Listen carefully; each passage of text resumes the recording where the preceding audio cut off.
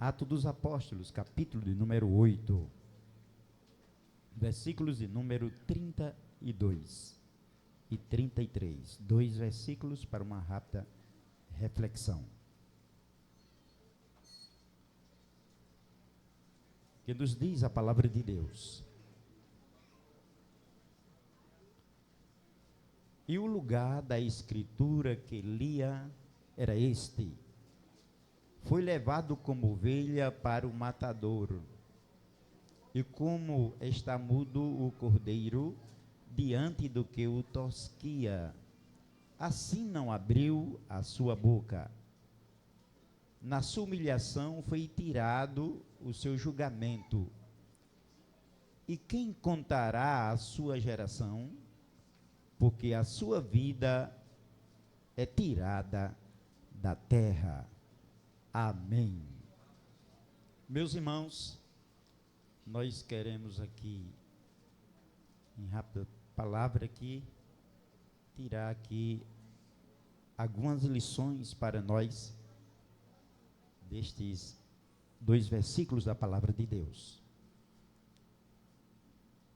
Resumindo destes 2 versículos, nós podemos dizer que a morte, aparentemente desgraçada e vergonhosa de Jesus, cumpriu o plano divino relativo ao Messias. O que podemos tirar deste versículo em que o eunuco, que era superintendente dos tesouros da rainha de Cadace, ia lendo, e Filipe ia acompanhando e subiu ao carro para esclarecer as escrituras. E primeira lição que podemos tirar é de que o sofrimento de Jesus fazia parte da missão do Messias. Segunda lição: a ressurreição de Jesus reverteu a maldição envolvida em sua morte na cruz, levando a triunfar na vida sobre a morte. Havia uma dificuldade dos judeus, dos israelitas, em entender e em compreender o Messias enfrentando uma morte vergonhosa, humilhante. Eles esperavam um Messias que ele triunfasse, o Messias que sentasse no trono, o Messias que deixasse a nação de Israel independente de Roma. Era isso que eles esperavam e havia uma dificuldade de entender. Mas as próprias Escrituras revela que o Messias deveria sofrer. Fazia parte do projeto de Deus. E esses 2 versículos lidos, está escrito em Isaías, capítulo de número 53, versículos 7 e 8, o qual eu nunca estava lendo. Mas os cristãos primitivos, eles tinham muito a convicção de esclarecer e falar acerca do Messias com base nas Escrituras Sagradas, que ele era o Messias. E com estas convicções, eles convenciam pelas Escrituras que era necessário ele padecer, ele morrer, mas também ressuscitando e subindo à glória. Então, cumpre-se aqui a missão de Jesus. Em São Marcos, capítulo de número 10, Evangelho de São Marcos, capítulo de número 10, versículo de número 45, nos diz a palavra de Deus, 10:45. Porque o Filho do Homem também não veio para ser servido, mas para servir e dar a sua vida em resgate de muitos. O próprio Jesus, ele revela a sua missão, que ele não veio para ser servido, mas para servir. E concluir a sua missão, entregando a sua vida em resgates de muitos. Em São Lucas, capítulo de número 22, versículos de número 19 e 20, nos diz a palavra de Deus: e tomando o pão, e havendo dado graças, partiu e deu-lhe, dizendo: isto é o meu corpo que é partido por vós, que é dado, fazei isto em memória de mim. Semelhantemente tomou o cálice, depois de ceiar, dizendo: este cálice é o Novo Testamento do meu sangue, que é derramado por vós. Então, com base nos ensinamentos de Jesus e nas Escrituras Sagradas, os cristãos primitivos, eles revelavam, eles mostravam com grande convicção que Jesus era o Messias, que tinha entregado sua vida lá na cruz do Calvário, conforme Isaías, capítulo de número 53, mas ele triunfou e está na glória, intercedendo pela igreja. E os mesmos sinais, os milagres que atuou no seu ministério, continuava atuando na vida dos apóstolos, dos testemunhos da pregação do evangelho. Então eles falavam com ousadia acerca do Messias, que ele disse: eis que estou convosco todos os dias, até a consumação dos séculos. A morte de Cristo, ela é exibida em todo o seu valor expiatório e remidor. E isso, todos sabiam e tinham essa convicção, era a base da missão de Jesus, a sua morte redentora na cruz do Calvário. Agora, observe que é digno de atenção aqui a maneira como Deus, que com prudência, ele conduz a história, os eventos e os acontecimentos. Inclusive, é de eunuco que abriu as Escrituras para ler.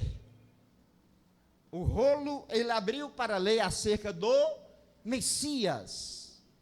Nós podemos ver ali o próprio Deus conduzindo ali com prudência aquela passagem para que fosse lida, para que Filipe estivesse junto ao carro e ali falasse da fé vicária, da fé no Cristo que morreu e ressuscitou, e ele pudesse crer e se tornar também sendo um seguidor de Cristo.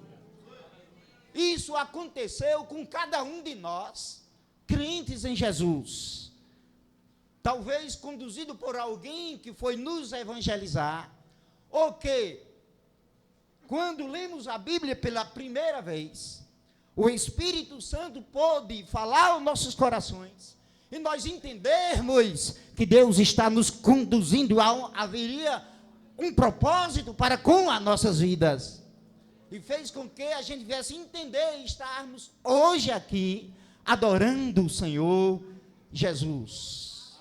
Mas também podemos entender que pode ser que o eunuco, ele tivesse ouvido falar de Jesus, enquanto ele estava em Jerusalém para a adoração. Alguém ter falado sobre o sofrimento de Jesus, a sua morte na cruz do Calvário e a mensagem pregada acerca da sua ressurreição, mesmo sendo negada pelos judeus em si. Mas tudo isso pode ter levado a ele ler as Escrituras e considerar este fato. Enquanto Filipe se encostava, estava próximo, e disse: entendes o que lê? E ele diz: como posso entender se alguém não me ensina? E logo ele convida para subir ao carro e ali explica as Escrituras. E logo ele tinha aquela convicção acerca de Jesus como o Messias. Mas nós podemos tirar também aqui uma lição muito importante para a nossa vida, acerca da pessoa de Jesus Cristo, acerca da sua missão redentora, que todo homem, ele faz tudo para que, ele batalha para que seja preservada a sua vida, porque a vida é um dom de Deus. Ele se esforça, ele faz tudo para que ele tenha a vida ou possa viver o pacote de dias que Deus lhe der nesta vida. Ele faz tudo para viver. Mas Jesus, como Filho de Deus e sabedor aqui da missão que ele iria cumprir, ele sabia que era necessário ele entregar a sua vida lá na cruz do Calvário, e ele não resistiu de forma alguma, mas ele submeteu voluntariamente à vontade de Deus para cumprir a missão redentora. E isso nós vemos aqui, esta lição muito importante para a nossa vida. E era justamente o que ele estava lendo, eunuco, que ele foi levado como ovelha muda ao matador, mas não abriu a sua boca. Glória a Jesus. Então Jesus submeteu-se, porque ele sabia que a sua morte na cruz do Calvário e a sua ressurreição e as glórias que seguiam após a ressurreição, que resultava nessa igreja, nesta noite aqui reunida, para adorar, glorificar e exaltar, comemorando a sua morte e a sua ressurreição, e com gozo na alma, e com a esperança bem viva e acesa, que em breve nós vamos acender os céus, para estar com o Senhor Jesus, para todo sempre. E esta alegria invade nossa alma, essa alegria invade o nosso coração, porque é com a mesma convicção do eunuco ali que saiu regozijado, por ter compreendido, entendido que Jesus era o Messias, o Cristo, e se tornou um grande missionário na sua nação, levando a palavra. O mesmo aconteceu conosco, quando tivemos essa experiência pessoal com o Senhor Jesus. Ele mostrou-se obediente. Ele mostrou obediente até a morte, e morte de cruz. Eu quero aqui resumir dizendo aqui, nos versículos de número 34,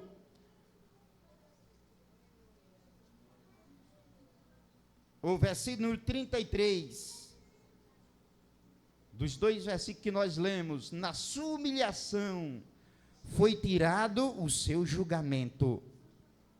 E quem contará a sua geração? Porque a sua vida é tirada da terra. Com seus 33 anos, Jesus foi cravado lá no madeiro. Foi tirado a sua vida. Negaram a justiça. forjaram falsas testemunhas. Não houve nenhuma testemunha a favor dele, para ali se colocar e falar das suas maravilhas, dos atos poderosos realizados e experimentados. Não houve quem se levantasse para testemunhar a respeito dele. Mas foi negado o seu julgamento. E quem contará a sua geração? É uma pergunta. Essa geração pode se referir aos seus contemporâneos, aqueles que em um só coral, todos ali optaram para soltar Barrabás e crucificá-lo a Jesus. Pode se referir a essa geração, como estava a mentalidade intelectual daquela geração, mental deles, na sanidade deles. Eles não eram pessoas insanas, sano de consciência, mas porém, com a mente cego espiritualmente, sem entender os planos e os projetos de Deus, e pediram a morte, mas não sabendo que ali Deus estava conduzindo ali um grande projeto, que era através da morte de Cristo, havia de surgir a igreja, que Jesus disse que as portas do inferno não prevaleceriam contra ela. E aqui está esta igreja, vencendo quase mais de 2000 anos, mas a igreja é de pé, firmado nas promessas, crendo nas promessas, vivenciando as promessas, crendo aqui nas doutrinas basilares da fé cristã, do verbo que se fez carne e habitou entre nós, mas da sua morte expiatória na cruz do Calvário, e também da sua ressurreição, que subiu e foi para os céus.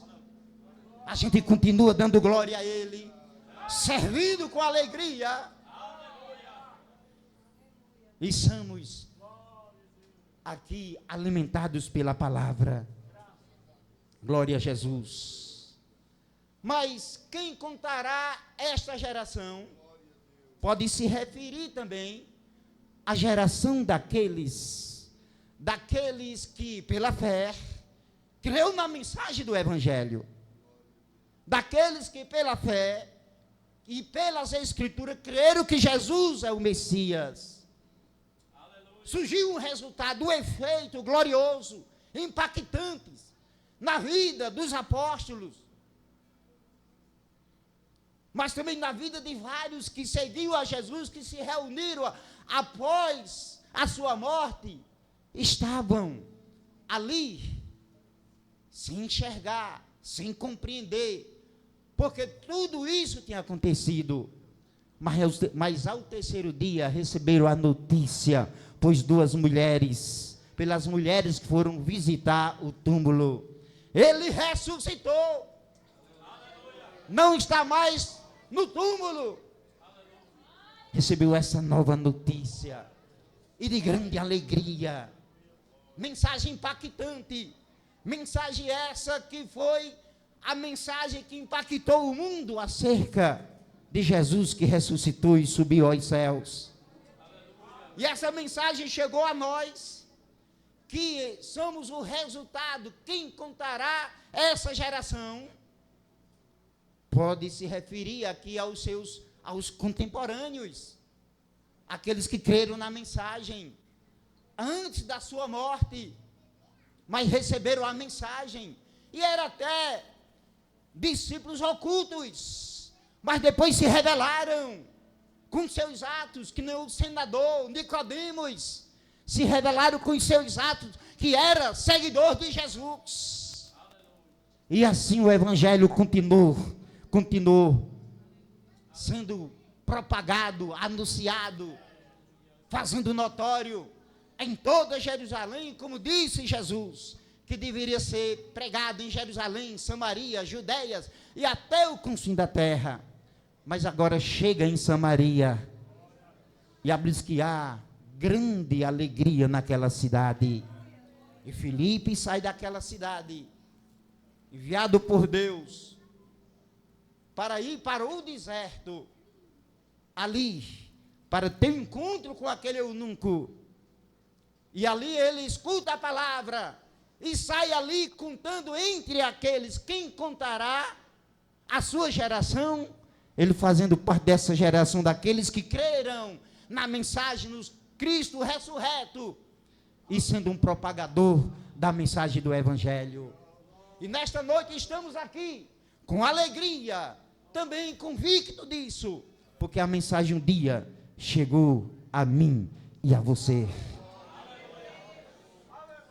Lembro-me que, ao ler a palavra de Deus, e o Espírito Santo abriu meu entendimento acerca das Escrituras, e quando lia a palavra de Deus, o desejo era de conhecer mais e mais acerca da história, dos milagres, da morte e da ressurreição de Jesus. Logo o Espírito Santo fez a entender que eu precisava também estar entre este povo que glorifica o nome do Senhor, que adora Ele. Enquanto eu lia a Bíblia, eu chorava de alegria, um gozo invadiu a minha alma, tão grande, eu convencido que queria ser crente, um crente em Jesus.